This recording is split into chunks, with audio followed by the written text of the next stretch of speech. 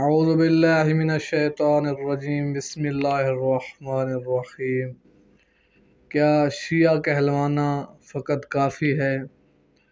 جابر فرماتے ہیں کہ میں نے حضرت امام محمد باقر علیہ السلام کی خدمت میں حاضر ہوا۔ امام نے مجھ سے کہا، اے جابر، کیا وہ شخص جو صرف یہ کہے کہ میں اہل بیت کو دوست رکھتا ہوں ہمارے شیعوں میں سے ہو جائے گا؟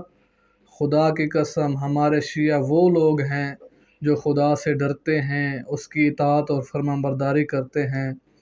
پھر فرمایا، وہ تواضع، خوف خدا، امانت داری، کثرت ذکر، روزہ داری، نماز، والدین کے ساتھ نیکی، فقیر پڑوسیوں کا خیال رکھتے ہیں، مسکینوں کی مدد کرتے ہیں، قرض داروں اور یتیموں کی دستگیری کرتے ہیں، سچ بولتے ہیں، قرآن کی تلاوت کرتے ہیں، لوگوں کے بارے میں سوائے خیر خواہی کے بات نہ کرنے کے ذریعے پہچانے جاتے ہیں، وہ اپنے کنبے قبیلے کے درمیان امین معروف ہوتے ہیں۔ جابر نے عرض کیا، اے فرزند رسول، ہم کسی کو ان اوصاف کے ذریعے نہیں پہچانتے۔ فرمایا، اے جابر، بات کو ٹالو نہیں، کیا انسان کے لیے اتنا کافی ہے کہ وہ کہے میں علی علیہ السلام کا دوست ہوں اور ان کی ولایت کو قبول کرتا ہوں اور بس؟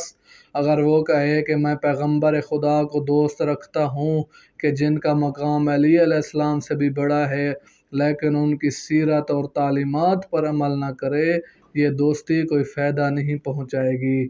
فرمایا، خدا سے ڈرو اور اللہ سے ثواب حاصل کرنے کے لیے نیک اعمال بجا لاؤ۔ خدا اور کسی کے درمیان رشتہ داری نہیں ہے۔ اللہ کے نزدیک سب سے زیادہ محبوب اور محترم وہ شخص ہے جو سب سے زیادہ باتقویٰ اور اطاعت الہی کا پابند ہے۔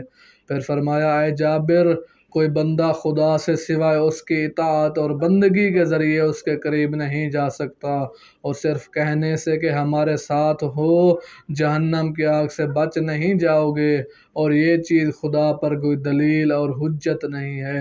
جو شخص اللہ کا فرمانبردار بندہ ہے وہی ہمارا دوست ہے، اور جو خدا کا نافرمان ہے وہ ہمارا دشمن ہے۔